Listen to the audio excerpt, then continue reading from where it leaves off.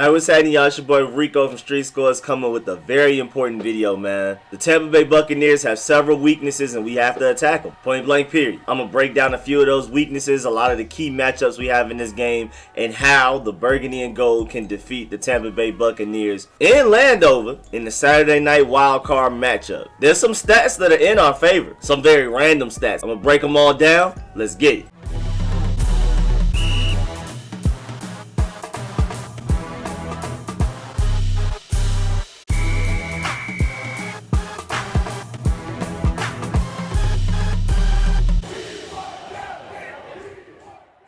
First of all, Rivera said he's considering playing Alex Smith and Taylor Heinicke at the same time, just rotating them in and out. What are we doing? What are we doing? Which is very weird. I mean, I just haven't seen that anywhere besides college, at least done on purpose that I've noticed. So I can't be the voice for whether or not that has worked in the NFL previously. It just doesn't sound like something that's healthy. To me, it just seems like you either start Taylor Heinicke or you start Alex Smith, with how limited Alex Smith has been just in general, but especially recently, like as of late, the past few weeks. There's no way Alex Smith should be on that field. Literally just shouldn't. My boys at Tay and Todd Washington Football Podcast pointed out that the game plan the entire game was to get the ball out quickly. Everything was like a sticks or a spot route combination. Almost everything within 10 yards of the line of scrimmage. And the offense was clearly handicapped by Alex Smith being out there. That's words from the great Tay and Todd Washington Football Podcast. Y'all make sure y'all check them out. But this is true. Alex Smith is limiting our offense. And I'm going to break it down later in full detail, but basically we're going to have to put up points to win this game. There's a certain threshold of points you're going to have to reach to be able to beat the Buccaneers. You have to at least score 20 points to beat the Buccaneers. And other than a 3-point scoring loss against the Saints, the least amount of points they've scored this season is 19. But they've also scored 40 points or more several times this season, multiple times, 4 times to be exact. And they usually score somewhere in the 30s. Whereas, other than that 41-16 domination over the Cowboys on Thanksgiving, the highest points we've scored in the game is 27. That's below the Buccaneers average. And these are averages coming from Alex Smith being the 80% Alex Smith we've been getting all season. Because remember, like I keep saying, the Alex Smith we've been getting this season, even against Detroit, even against the Steelers, is only about 80% of 2018 Alex Smith and the Kansas City Chiefs Alex Smith. And now with this recent calf injury, he's like 80% of the 80%. That's why he's limiting our offense. And I believe you just go with Taylor Heinicke, period. You don't just go in and out rotating quarterbacks. Let Taylor Heinicke get into a rhythm, learn the flow of the game, and just let him ball out, man. And the reason you start Taylor Heinicke, and the reason that Ron Rivera is even considering this rotation of quarterbacks like it's college, is because the Tampa Bay Buccaneers defense is very aggressive. Blitzing, all of that. Very aggressive. And that is the direct counter for Alex Smith right now. And at the end of the day, the fact that we even have to consider rotating 2 quarterbacks just lets you know that Alex Smith is not the answer for next season. Let's just go ahead and get that out the way. I know I'm digressing from the main topic, but like that needs to be addressed. Especially with him being due $25 million next year to be a potential rotation quarterback. No. Again, Ron Rivera said that he's not definitely doing it, but he's considering it. But again, if you even have to consider it, you know there's a problem. Also, this is going to be a really interesting matchup between Tristan Wurtz, the highest graded rookie pass blocker with an 81 grade, versus Chase Young, the highest graded rookie defender, period, with an 87.2. Now, of course, Chase Young is slated to win this matchup, but this should be a good matchup and really fun to watch. 2 very talented rookies. This is going to be their first time going against each other. It won't be their last. Time to put on a show. And now before we get into like actual matchups and key factors that are going to play a large factor into the result of this game, first of all, the Bucs are 1-3 in games that start after 8 p.m. this year. And kickoff is at 8:20. So keep that in mind. They're 1-3 in games that start after 8 p.m. The only after 8 p.m. game they won this season was against the Giants. The struggling Giants. And even as bad as the Giants have been this season, especially without Saquon Barkley and Daniel Jones being so drastically inconsistent, the Tampa Bay Buccaneers only won 25-23. I mean, that game was very close. They're just not their usual selves on 8 p.m.s. That Chicago Bears lost in where they only scored 19 points. after 8 p.m. The man Tom Brady has a bad time, y'all. He just struggles in after 8 p.m. games. And with this pass rush, hey man, because also look at it like this. Tom Brady's Pro Football Focus grade in primetime games at night is 68.1, terrible. But his grade in every other game this season is a 94.7. So definitely take that into account. And this may be the best defense he's gone against all season, at least front four wise. This is definitely the best front four he's gone against all season. And if you can get pressure on Tom Brady, he does ugly things on the field. He's never been the most mobile guy ever, but I mean, with him being in his 40s, it's hard for him to move around with all of that pressure in his face. It's going to be hard for him to get into a rhythm. Now, some of the key matchups. The Buccaneers offensive line is actually really good. I mean, it's top of the league.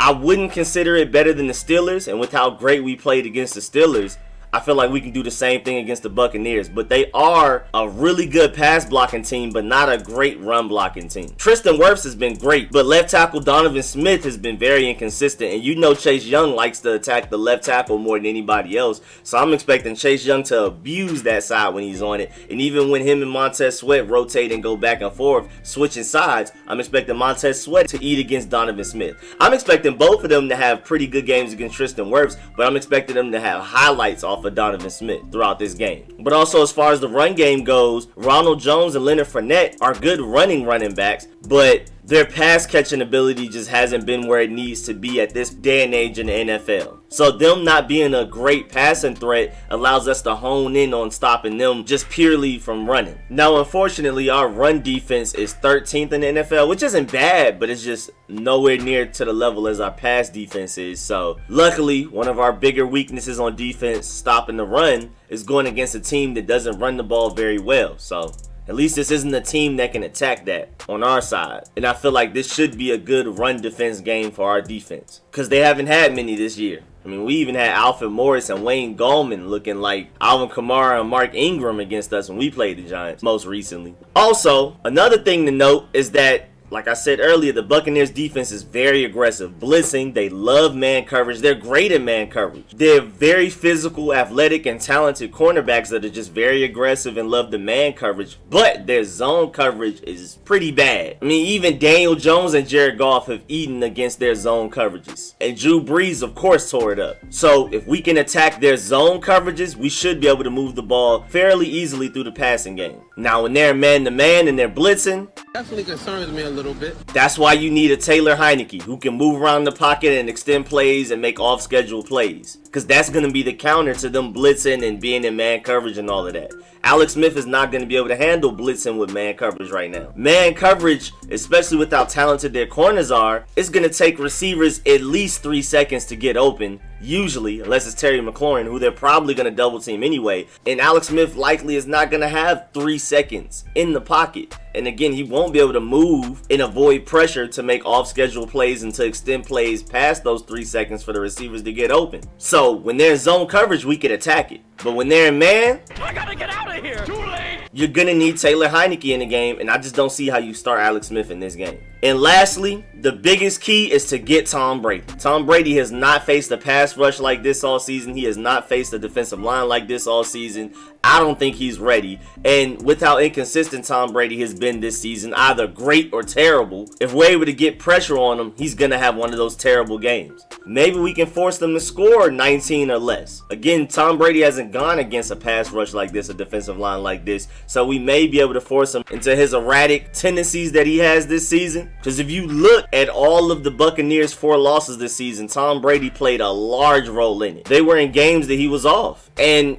if you look at their losses, Saints, easily top 5 defense. Bears, easily top 7, probably even top 5. Saints again, Rams, and Chiefs. The Chiefs easily have the least talented defense out of the group, and the Chiefs defense isn't a slouch, but it's definitely not ours. So if the Chiefs can hold them to 24 points, so can we, but at the same time, can we score 24 points? I don't think we can with Alex Smith, especially against a defense like this, and especially as beat up Alex Smith is. You have to start Taylor Heinicke. The Buccaneers are 3rd in the NFL in points scored per game with 30.8. Meanwhile, we are 25th with 20.9. They have that one outlier of 3 points, and then everything is 19, 23, 24, 24. and above. And they've scored 40-something points 4 times. And they're usually in the 30s. Because Tom Brady still has the arm talent. He's always going to have the IQ. And his movement in the pocket is always going to be pretty good, especially with that internal clock he has. But